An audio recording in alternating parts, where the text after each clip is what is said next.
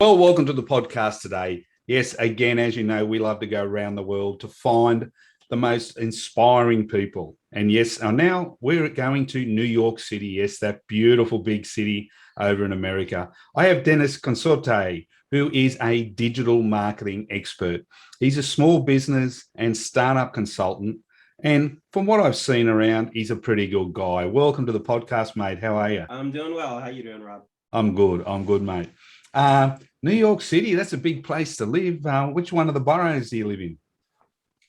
I'm in Queens. And then Yep. if you narrow it down even further, I'm in a section called Bayside, which Yeah. is one of the quieter parts of Queens. Yeah. Um, and I'm there because it's close to my in-laws. I was in New Jersey for about 15 years before that. My wife and I got married several years ago. In fact, Yeah. it's at the time of this recording, our anniversary is this weekend. Wow. And so we're going to be going into Manhattan for a few things. And ultimately, we wanted to be closer to my wife's side of the family. It makes her happy. That makes me happy. So Awesome. here we are. Did you grow up in New York or were you in another part of the States? I grew up in a small town called Ossining, which is north of the city in Westchester County. It's about maybe like a 45-minute drive. And the most famous thing about that town is Sing Sing Prison. Oh, So, dear. yeah, if you've seen some really old movies where they talk about going up the river, that was my town. And before that, I was born in Vietnam and came over here when I was just under a year old, right after the fall of Saigon. Wow. That's a story in itself. How did that all happen? I mean, were your mum and dad both from Vietnam? No, my dad was in the Marine Corps, so he Yes. fought in that war on the U.S. side. Met my mother over there in the '60s, Yep. and they built a home there. They built a family, Yeah. but things didn't go the way that they had expected, and Yes. so they had to leave everything behind, including my mother's family. So it Yeah. was just my parents, my older brother, and myself who came over here with nothing else. But Yeah. thankfully, we had my dad's side of the family in Ossining, so we had a place to go, which was a Yeah. good thing. Man, that's a real success story. That's a tribute to your parents to come over to back themselves with nothing and make a success of their life. You must be pretty proud. I am. I'm very thankful for the parents that I have. I Yeah. think that they did everything that they could to give my two brothers and myself the best lives that we could have. Yeah. It wasn't easy. My parents really had nothing when they came over.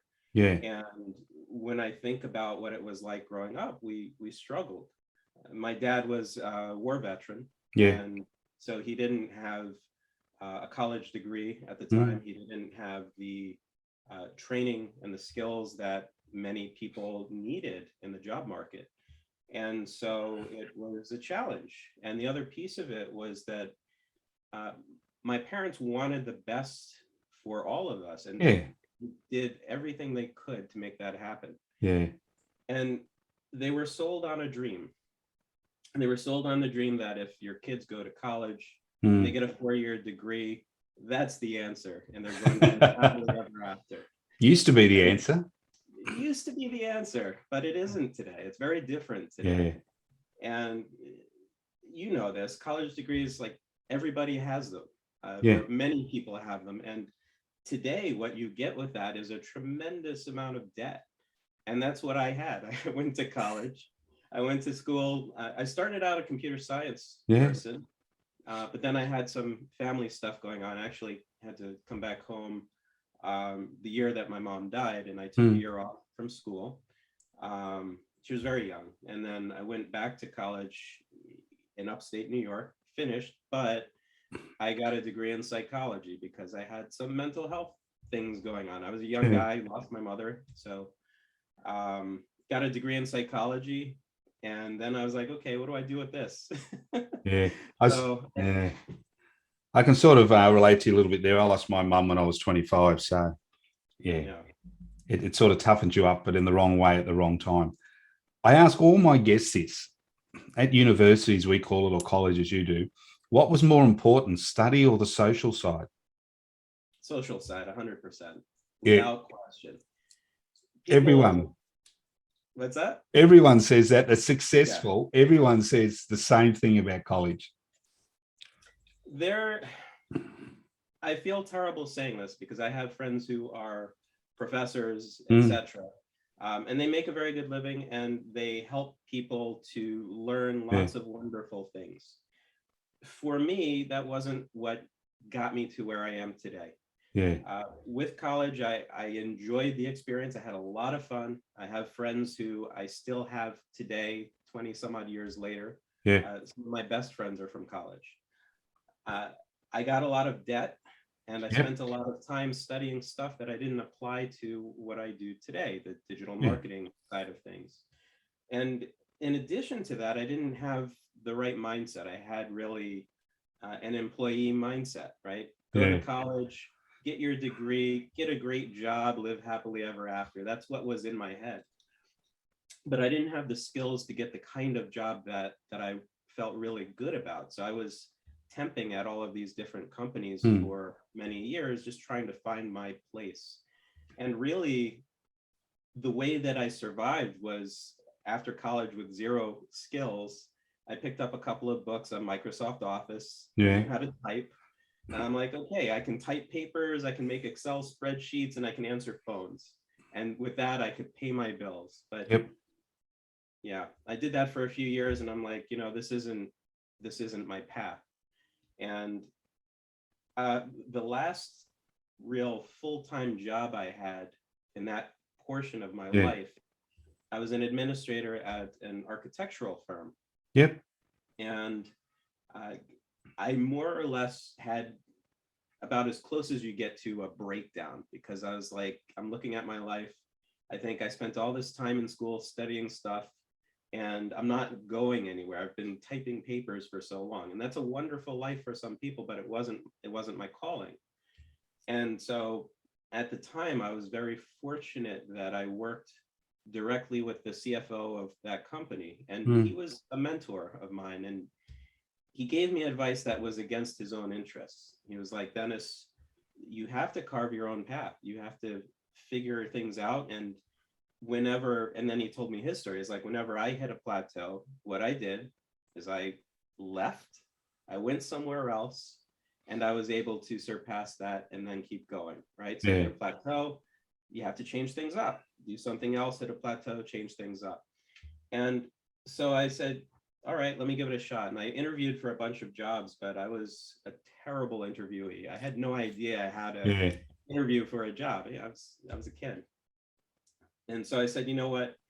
This interview thing isn't going to work. Maybe if I start a business, that feels a lot easier than just getting a job, right? So a friend of mine at the time lost his job. He was laid off from an investment bank. And so he was trying to figure out his path too. So we're like, you know what, let's start an online business.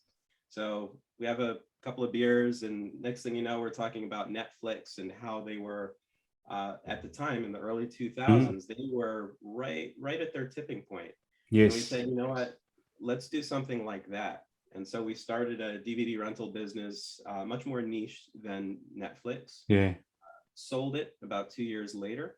And then I said, you know what, all these skills that I learned to market the company that we created, I can use those skills to help other people. And that's how my career started as a digital marketer. Was it ever scary? I don't know if scary is the right word. I think maybe there were a lot of times where I was anxious. Because when I think about things in retrospect, I think about how backwards some of my thinking was.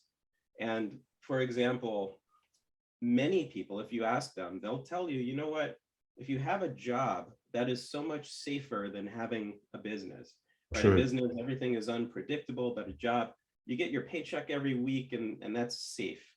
But the way I look at it, I consult for different companies. And the way I look at it is, if you have one job, you essentially have one client.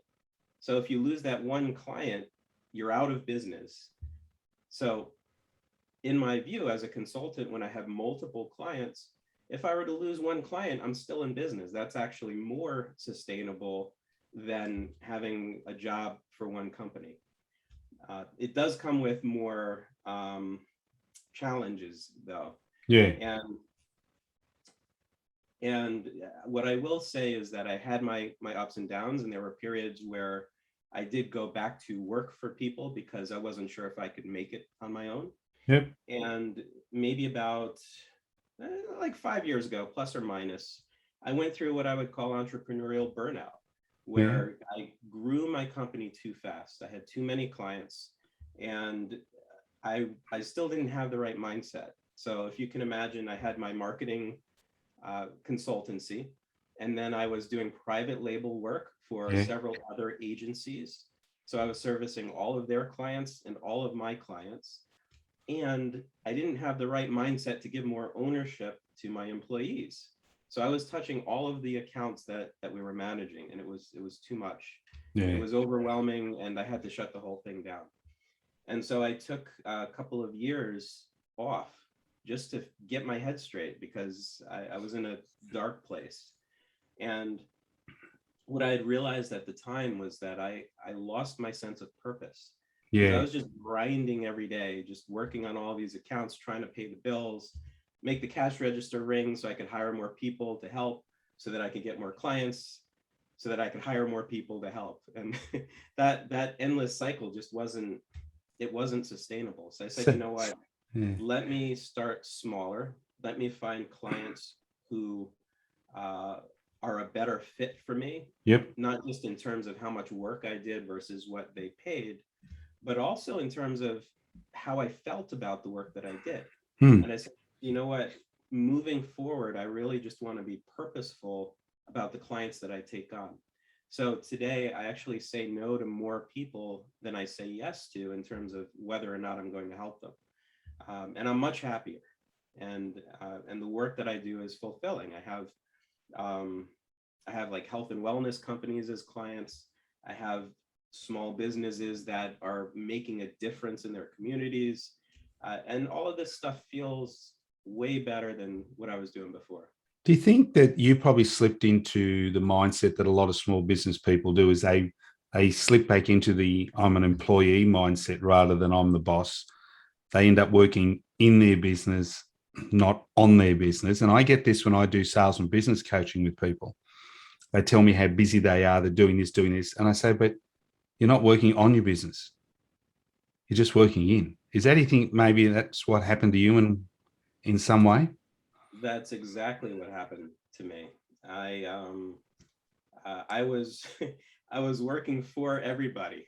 Meaning, most people think, hey, I start a business, I'm going to be the boss, I'm going to have nobody to report to, any of that. But everybody was my boss. My clients were my bosses. My employees were my bosses. Their customers, my clients' customers were my bosses. And so, yes, I was working in my business way more than on my business. I spoke to a lady a couple of months ago when in Sydney we'd first come out of this COVID lockdown, before we went back into our second one, and hopefully, our last. And she said the same thing. She said, COVID, and we'll get to discuss this with business very shortly, it made me readdress everything. And so they had to move back to remote. So the lease was up. They got rid of the lease where they were. And she's a digital marketer, similar to you, but she runs a marketing company. And she said, I'm put them all on remote because I wasn't going to pay for a lease that we weren't going to use for. She said, when it's time, we'll go back to an office. And she said, and then I went, hang on a minute. If I can employ all these people to do the work, I can then just go now and work on my business, because now I need to do more of that than ever. And she said it lowered her stress levels, didn't increase them. She worked less hours, increased her turnover, increased her profit. And she said the most important thing was I was happier, which means I could sell more, because people love buying off happy people. And it was a mind shift, just like you. She made that, oh dear, I need to do something. Yeah. Now these days, the one thing there has been a lot of positives come out of this pandemic. And one of them has been small business and medium businesses. Many of them have had to take stock. They've had to look at themselves and go, oh no, the old keys don't open the new doors, as we say. Things change very quickly. Most of them were forced into doing online, forced into doing digital marketing, forced into the new world because they were quite happy sitting there. With your clients and who you see, if you go back 2 years to now, say we're looking at January 2022, the new year's just about here, what do you see are going to be the biggest challenges for businesses as we all start afresh and we all get going again in the digital world? Where do you see small businesses having to adapt more and actually open their eyes up to what's available out there? There is so much to talk about on this topic. So let me start with the idea of remote work, because I think that's really important before we get into any specific marketing tactics. That's cool. Yeah. So many people are still bought into this idea that you, as a business, you need a physical location to be real. And that's not the case today. The case today is that everything is moving towards a more remote environment. People are working remotely. You have the metaverse that is going to open up all kinds of ways that people are going to start working and interacting. This is happening, and all the lockdown did is it accelerated the process. Yes. So once you have that mindset, then you can start thinking, okay, if I'm a small business owner, how do I work with this? And that gets to, all right, the first thing you have to address is whatever fears you have about it. A small business owner might be used to physically seeing people in their office. If they're physically here and they're typing or sweeping or whatever they're doing, they're being productive and I feel good. And now we've got this remote environment where people are at home and they're doing stuff and you're hoping that things trickle in through email or something else. And that's scary because you don't physically see them doing the work. True. So what I would say is the first step is think about how you can eliminate that fear by putting systems in place to make you feel better. And if that makes sense. Yes, it does. And so one system to put in place is, as most people know, is you have conferences like this, like Zoom conferences or any other platform where you can connect with people through video conferencing or something else like that. And that's a good first step. So what I would advise is, number one, you want to have a standing meeting every day, even if it's just like 15 minutes. So you get a little bit of that face time, you build that rapport, you feel reassured that your team is available and working on stuff. And think about all of the different systems that you had in that physical office and how you can virtualize them. And I'll give you one example. One of the things that people say about remote working is, well, you know, what you don't have are those ad hoc, spur of the moment conversations at the water cooler or something like that. And what I would say, well, you can make a virtual water cooler, right? You can do it many ways. One way to do it is with a real-time chat solution, whether it's Slack or Signal, WhatsApp, whatever you use. If you want to have that water cooler chat, you can have it in that digitized environment. And what actually makes it better than chat at the water cooler is it's asynchronous, meaning that you can put your message out there into the universe and come back a few minutes later and you get the response. You don't have to wait for a response. So that's in my view, that's a good first step towards a more sort of like a digital transformation of your company. And then the next step is, okay, now how do I promote my business? How do I sell? How do I drive revenue? That's the biggest question I get when I sit down with people who they're very, very successful at what they do. They're very good at what they do. But when it comes to marketing, all they see is all the ads popping up on Instagram and Facebook with this sales funnel. Don't do this, do that. And they're totally confused. It's a confusing world. And the sad part is, well, I don't know if it's sad, but the reality is there are millions of people exactly like me. Millions of people who say, I am a digital marketer. and I'm going to build a sales funnel, and I'm going to put ads up on Facebook or Mm. whatever, and I'm going to drive your business. And sometimes it works out really well, and sometimes it doesn't. And that can be frustrating for a business owner if they make the wrong decision, if they choose either to do things themselves Mm. where they don't really have an understanding of how to go about that, Yep. or if they hire the wrong person. And in hiring the wrong person, it could be that that person doesn't have the skills that they thought they had. Yeah. It could also be that they just aren't a fit for the specific type of company that they are. So it really boils down to understanding your business and then figuring out what's compatible with your business and who's compatible with it. And that takes work. Mm. What I will say as far as sales funnels go, or digital marketing funnels, whatever you want to Mm. call it, is you just want to sit down and think about where your customers hang out.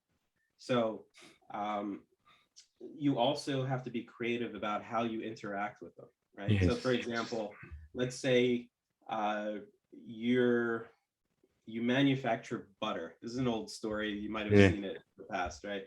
And the adage is that nobody wants to be friends with butter. So it's I true. love butter.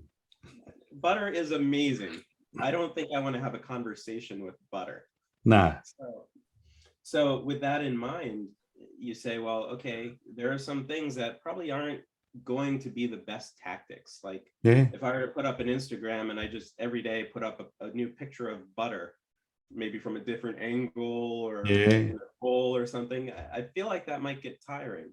So you have to be creative and think, okay, well, the people who use butter, what else are they into, right? Maybe they're into recipes that use butter, Mm. or maybe they want to be part of a community of people who eat a certain way or cook a certain way or live a certain lifestyle. And if you think about what that community is, then you start creating content that resonates with that community, and that becomes the top of your funnel.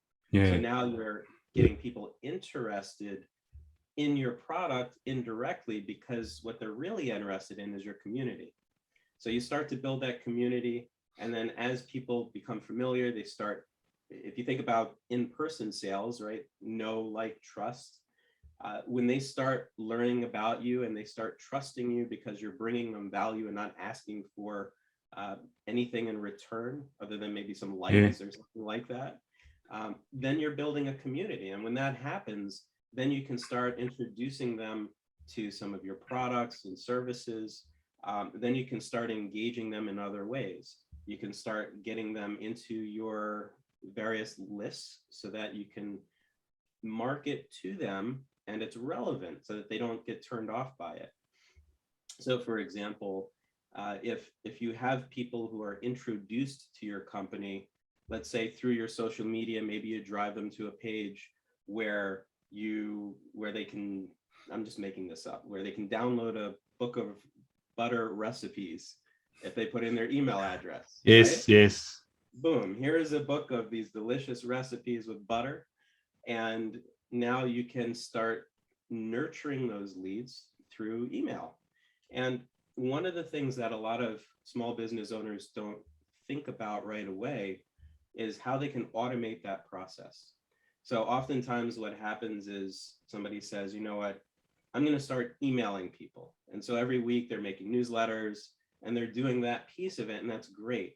But they're not thinking about, okay, how do I drive this person from where they are to where I'd like them to be? And that's where the automation comes into play. So if you deliver this book of butter recipes to somebody, you want to have a sequence of emails tied to that, where every, whatever the interval is, whether it's a day or a couple days or a week or whatever, every time you send them an email, you're bringing them more value and you're getting them more interested in your company and what you have to offer, and you're moving them towards the next objective. And maybe the next objective is to get them to spend $1 with your company, something like that. Yeah. So maybe after a few emails, you say, you know what, if you really liked these butter recipes, I've got this really amazing butterific thing, whatever it is, and it only costs $1. Yeah. And the whole idea there is that it takes a lot for somebody to take their credit card out and punch it into a machine, or to make a purchase. That is a much different action than just signing up for a newsletter or something like that. True. If you can get somebody to just take that action of paying for something, you've just created a new behavior. And from there, then you start driving them towards your higher ticket items, where you can say, okay, look, we gave you all this stuff for free and you got value out of it. Yes. Then you paid $1 and you got this butterific thing, whatever it is, and you got tremendous value out of that. Well, we have this other stuff too. Why don't you take a look? And what happens is a lot of those people will start buying those other things. And that's the bottom of your funnel, the conversion piece of it. And then from there, you provide an amazing service, an amazing product. The customer experience is better than all of your competition. Some of those people are going to be your advocates, and they're going to start advertising for you for free. True. So in the bricks and mortar environment, this is word of mouth. It's the same thing online. Yeah. So if you do all of this stuff and you acquire those customers and you give them tremendous value, they're going to be advertising for you. What do you say to the old school people who say you can't build a relationship online? You can only build it face to face. Now, I'll be guilty. 10 years ago, I thought that, but I changed my thinking. What if someone said to you as a client, oh, I can't build a relationship, I can't build trust unless I'm in front of them? What's your answer to someone like that? Yeah, my answer is that that's baloney. Look, it takes work. It takes a tremendous amount of work. And when you're in person, you have all these tools available to you. I can watch your body language. I can listen to the words that you use. I can speak your language, so to speak. Online, it's much more difficult because it's often a one-way conversation. So you want to think about, okay, again, I'm very big on the idea of taking something that exists in the physical world and then mapping it out onto a digital space. So how do we do that?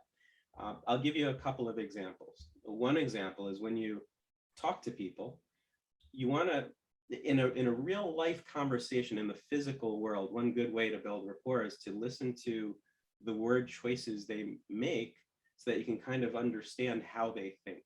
Yes. Generally, people fall into a few different categories. Some of us are more auditory. So I'll use words like, I heard that, blah, blah, blah. Yeah. Some people are more visual. They'll use words like, I see that something. Other people are more kinesthetic. And then there are other variations of people. So now you say, okay, how do I, in a conversation, I might start speaking the person's language, but digitally, how do I do that? Yeah. Well, that's where segmentation comes into play. Okay. So what happens is you say, all right, if I'm going to approach this problem from the perspective of, I want to figure out how to talk to this person and build a relationship with them, I'm going to make a decision tree so that I can figure out who they are and what they're into. So in the case of the butter email journey, I might send an email newsletter, an email in that sequence.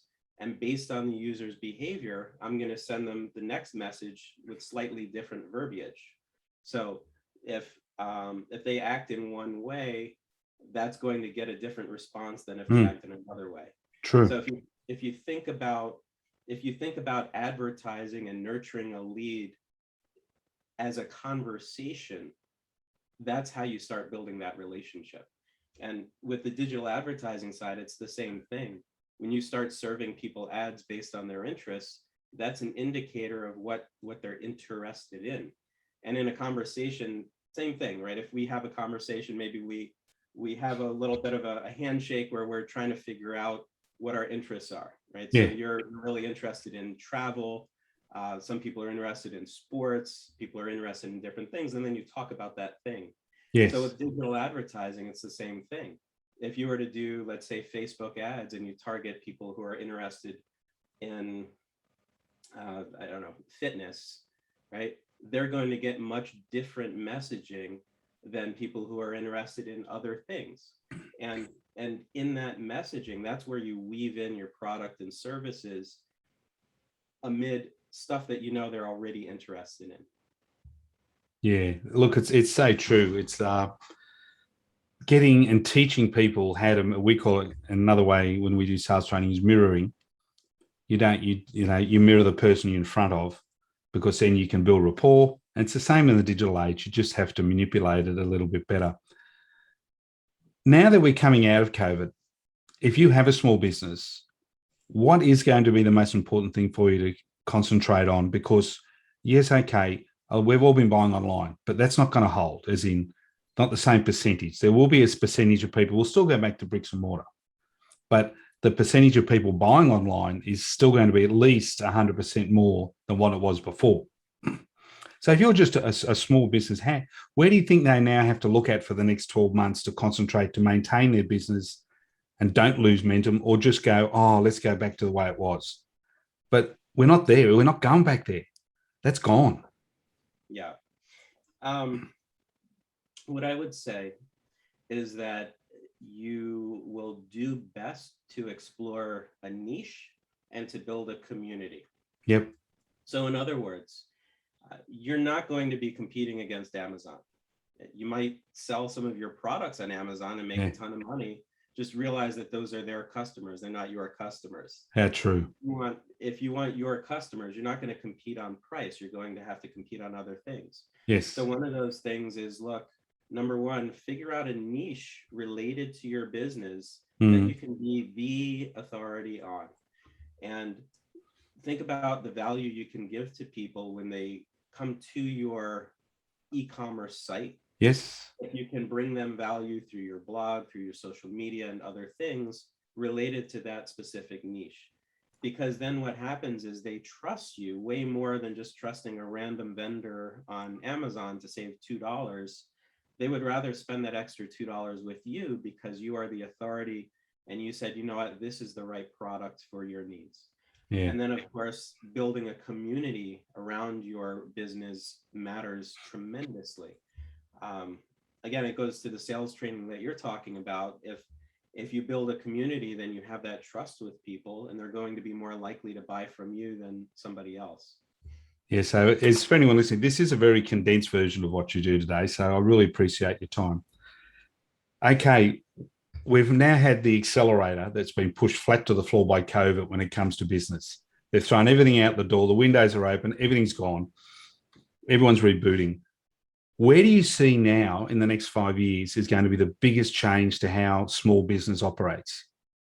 What haven't we seen yet that you know that's coming? Or where do you see something that we already have is going to absolutely explode and revolutionize how a small business interacts with their customer?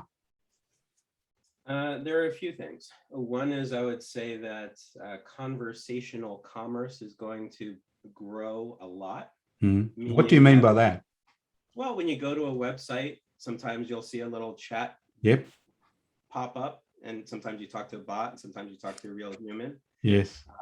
Or sometimes you get a few questions, and then eventually you get connected with somebody.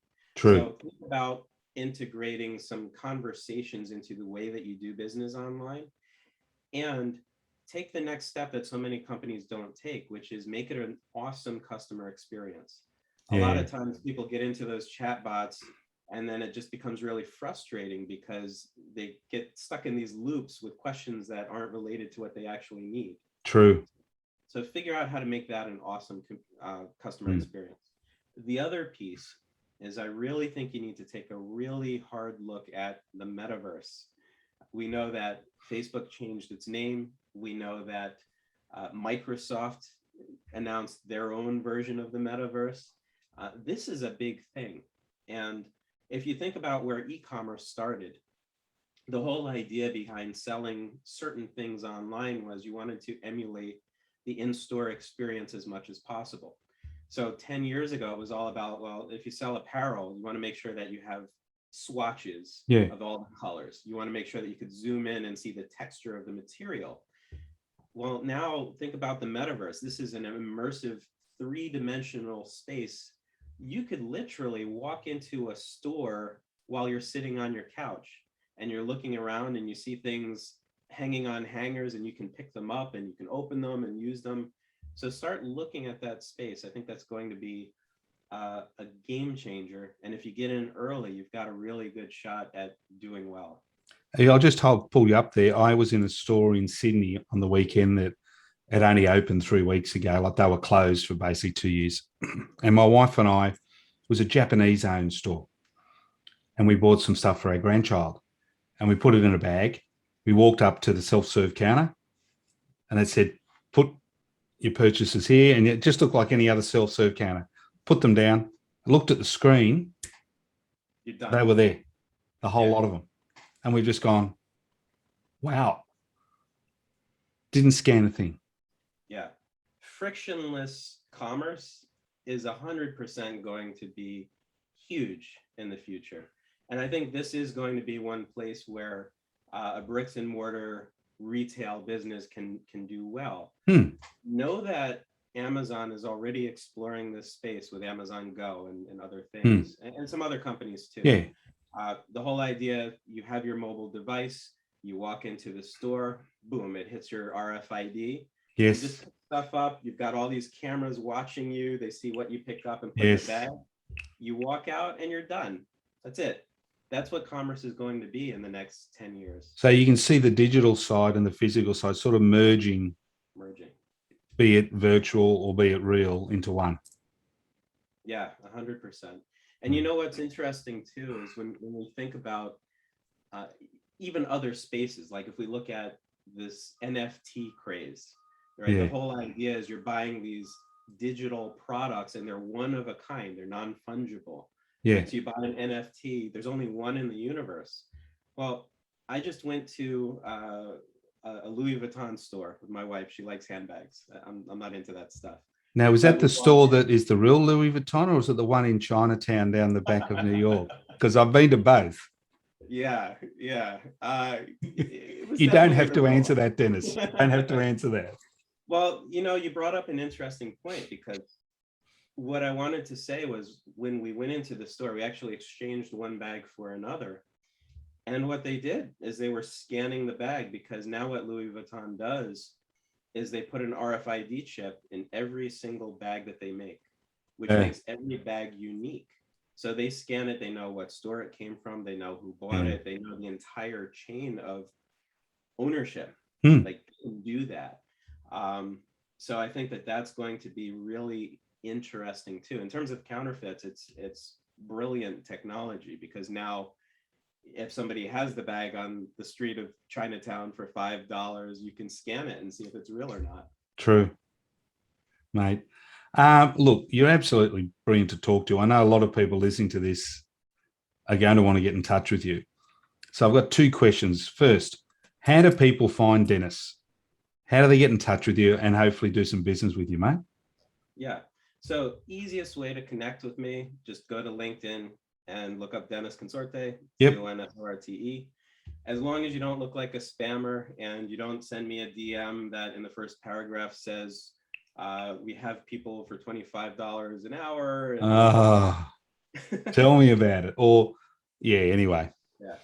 Connect with me on LinkedIn. That's the easiest way. If you want to see some of the stuff that I've been up to, just go to dennisconsorte.com. You'll see I've actually been speaking a lot about this great resignation and the transformation to a remote workforce. So I've got all those stories on my site. Awesome. And Google me. You'll find me everywhere. Now, as you know, we were talking off air before, and I've been to New York many times, and I love my Italian. I normally go to Tony's di Napoli down near the theatre district there. If someone's visiting Queens or someone's visiting Manhattan, have you got any recommendations for a couple of good restaurants? Because now the world's reopening, we're going to be looking to get a good feed. Wow, that's a tough question. Gosh, let's see. You got to have some favorites being a local. Yeah, I'll be honest, I don't get into Manhattan as often as I used to. Yep.